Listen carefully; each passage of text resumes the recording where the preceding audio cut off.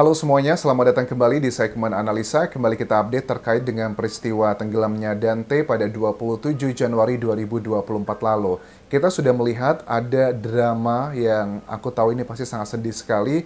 Nenek dari Dante atau ibunda dari Tamara Tiasmara itu menangis dan juga cenderung histeris pada saat diwawancara oleh media massa pada saat mereka baru aja selesai dilakukan pemeriksaan di Polda Metro Jaya.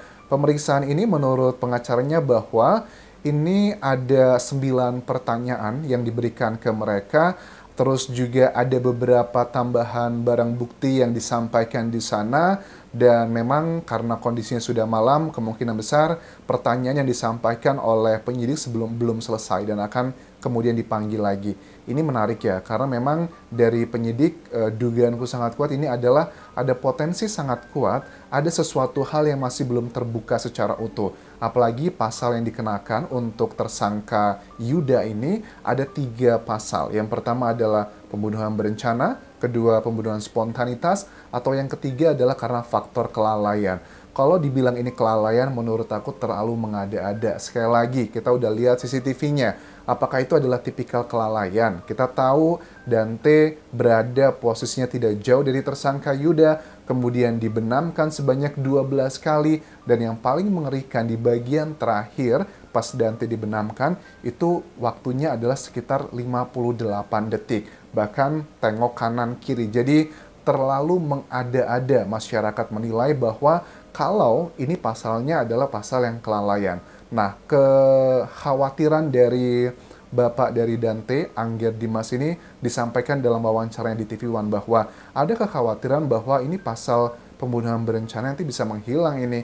Ini jatuhnya apakah spontanitas atau bahkan yang hanya kelalaian saja. Karena hukumannya berbeda, teman-teman. Kalau yang kelalaian itu paling kan cuma 5 tahun penjara maksimal. 3 tahun lah rata-rata. Terus juga untuk yang spontanitas, ya maksimal hanya 15 tahun. Tapi kalau yang berencana itu bisa maksimal mendapatkan yang seumur hidup. Oke, ada isu yang ngebuat Tamara begitu terlihat emosi. Aku lihat dalam wawancara dia di media massa, mata Tamara nggak bisa bohong. Dia kelihatan banget kayak menahan marah. Apakah ini adalah indikasi karena di media massa kan memang lebih banyak cenderung itu yang begitu menyerang Tamara dengan berbagai macam keanehan, ketidakwajaran, kecurigaan yang kita bahas selama ini. Salah satunya adalah mengenai dari pihak sekolah Dante yang mengatakan bahwa Dante itu tidak suka renang katanya. Ditambah lagi, yang ngomongin Dante nggak suka renang itu berarti pihak dari keluarganya bapaknya Dante, terus juga kakeknya, kemudian juga dari pihak sekolah. Sementara yang konsisten mengatakan bahwa Dante itu suka berenang adalah dari ibundanya Tamara dan juga Tamara sendiri. Karena kan Dante selama ini juga kan tinggal bersama mereka. Dikatakan Tamara bahwa mereka ini nggak tahu update-nya Dante seperti apa. Memang betul, saya itu nggak masukin Dante di kelas renang sekolah, karena memang dia tuh kalau habis renang di sana sering pilek setelahnya. Karena dia juga pernah cerita ada sebuah kejadian, dia tuh pernah didorong sama temennya waktu di kolam renang, dia pakai pelampung juga ya, yang di kanan dan kiri tangannya. Dia ketakutan gara-gara kejadian tersebut.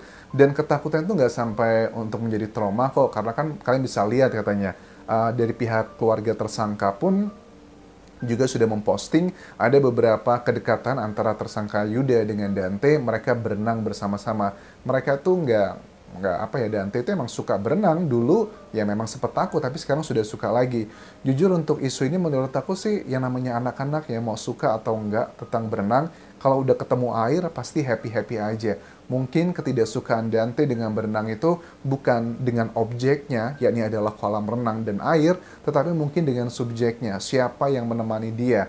Kalau dia berenang sama bapaknya, sama emaknya, mungkin senang. Tapi kalau berenang sama tersangka Yuda, sebenarnya dia nggak suka, tapi namanya anak-anak, itu nggak bisa loh menyampaikan apa yang ingin ada di hatinya. Anak-anak itu beda sama orang dewasa. Kalau kita ada sesuatu hal yang mau kita sampaikan, kita bisa ngobrol langsung, bisa ngomong langsung atau ngasih kode. Tapi kalau anak-anak, dia nggak ngerti, paling cuma nangis, cuma tantrum, cuma diem aja dengan reaksi-reaksi yang seperti itu. Nah, sekarang kita coba lihat dulu ya. Ada statement dari ibundanya Tamara yang jujur aku sedih banget sih ngelihat ini. Ibundanya tuh kelihatan sedih banget, terpukul, dan marah ya ke wartawan di sini, mengatakan bahwa anak saya itu sudah kehilangan anaknya, tapi kenapa kalian hujat? Oke, ini reaksinya menurut aku ada sesuatu hal yang unik untuk kita dalami, teman-teman.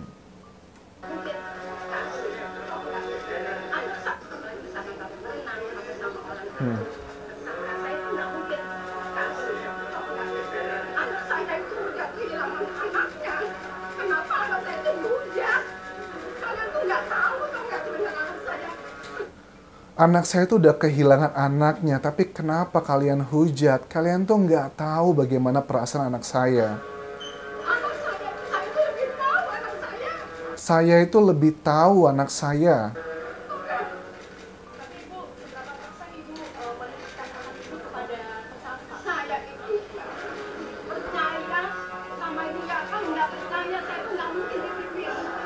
Saya itu percaya sama dia, tersangka Yuda ya. Kalau nggak percaya, nggak mungkin saya titipin.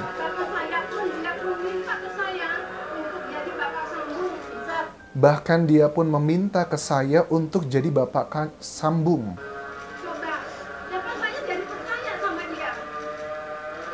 Coba, jadikan saya percaya sama dia. 2 kali dia berenang, saya kasih ke dia. Dan saya lihat videonya, enggak nak, kamu tuh dihujat nak, kamu dihujat, mama gak terima, kamu diam kehilangan anak, enggak. Kamu dihujat nak, mama nggak terima, kamu udah kehilangan anak.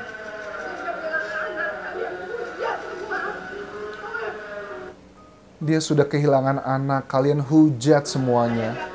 Saya nggak terima.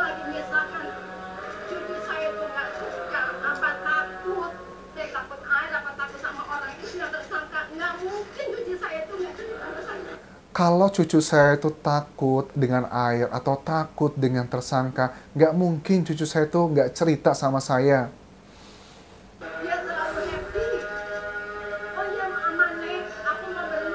Dia selalu happy.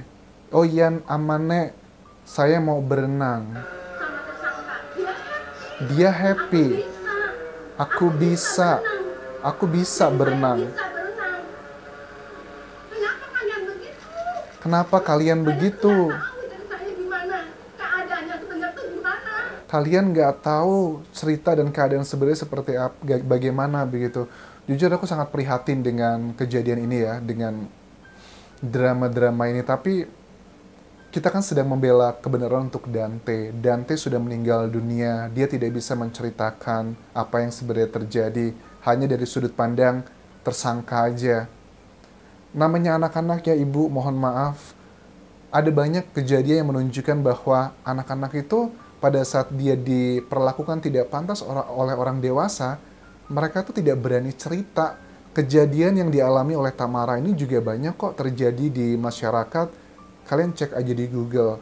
Pacar dari ibundanya melakukan hal yang tidak seharusnya ke anaknya. Itu banyak kok kejadian seperti itu. Dan gak mungkin cucu saya nggak cerita kalau dia ngerasa tidak bahagia dengan, ya menurut aku nggak ya, untuk anak usia 6 tahun, mereka belum punya keberanian untuk menyatakan seperti itu, mohon maaf ya. Kadang tuh orang tua tuh kan hanya melihatnya dari sudut pandang, ya udahlah yang penting anaknya senang, senyum, padahal di dalam hatinya nggak tahu seperti apa. Sekali lagi, ini adalah sudah masuk ranah pidana dan sudah ada tersangkanya. CCTV juga sudah kelihatan, hasilnya juga sudah clear, Dante meninggal dunia, dan itu bukanlah sekedar kelalaian. Kalau dibilang semuanya itu baik-baik aja, ini kan mau melakukan pembelaan ya kepada putrinya Tamara. Aku yakin sih Tamara tidak mungkin terlibat sebagai pelaku atau dalang, tetapi dugaan dari masyarakat itu adalah, aku menilai ya bahwa awal-awalnya Tamara ini dinilai adalah menutupi kekasihnya gitu loh. Karena aku lihat juga keterangan dari Angger ya, bapaknya Dante, di wawancara ini di TV One, bahwa 2 hari setelah kejadian, tepatnya di tanggal 29 Januari, Angger diceritakan bahwa ada orang lain dalam peristiwa tersebut. Dan juga ada pihak dari kolam renang yang begitu eager, begitu semangat banget untuk ngajakin Angger, Pak, ayo Pak, lihat CCTV-nya Pak, ayo Pak, lihat CCTV-nya. Aku tangkap ini bahwa sebenarnya pihak dari kolam renangnya udah ngelihat lebih dulu dan mereka udah terkejut, wah ini sih bukan kelalaian gitu. Dan akhirnya di hari ketiga setelah kejadian, berarti hari kejadian tanggal 27, berarti tanggal 30 Januari, Angger ini melihat CCTV-nya yang sudah diamankan oleh polisi. Dan kata polisi adalah Angger orang yang pertama kali melihat CCTV dari pihak keluarga. Setelah itu baru deh mungkin adalah Tamara dan sebagainya. Ini yang ngebuat kita cukup unik ya. Reaksi-reaksi yang setelah 48 jam kejadian itu menurut aku yang genuine. Yang bisa ngebuat kita bertanya-tanya ada apa. Makanya salah satu hal yang dilakukan penyidikan dari Polda Metro Jaya ini adalah melakukan kayak pemeriksaan psikolog forensik kepada Ibunda Tamara juga. Psikolog forensik itu sudut pandang yang dipakai dari para psikologisnya itu adalah mereka curiga. Jadi bukan sekedar mendengarkan curhatan yang begitu aja. Dia udah terpukul, anak saya udah terpukul. Saya udah hancur, anak saya udah hancur. Tolonglah. Saya terpukul, anak saya terpukul, tapi anak saya itu yang paling hancur. Aku percaya Tamara pasti sangat sedih sekali karena aku lihat ya bahwa dia memang sangat bertanggung jawab dengan putranya. Tetapi itu tadi sih ada beberapa kejanggalan yang memang harus dijalani prosesnya untuk menuju ke sini. Dan kita lihat nanti ya bagaimana keterangan dari keluarga tersangka. Apakah keluarga tersangka itu berani berbicara di media massa begitu? Kita lihat nanti ya, karena kan selama ini media lebih banyak fokusnya adalah ke Tamara begitu, which is memang nggak fair juga ya. Dan keluarga dari tersangka kan cuman komentarnya di internet doang gitu, dan dikatakan bahwa dulu yang sudah aku bahas bahwa ya itu kan cuma takdir katanya, ketakdir dan apesnya aja dia bersama orang yang kamu percaya, menurut keponakan atau adiknya dari tersangka Yuda tersebut yang ditujukan untuk Tamara. Luar biasa ya menguras hati peristiwa ini. Terima kasih sudah menonton teman-teman. Sampai ketemu lagi di video berikutnya. Tinggalkan like dan juga komen. Subscribe channel YouTube ini, follow Instagram, Facebook, dan juga akun TikTok di Anjasa Sumara. Sampai jumpa.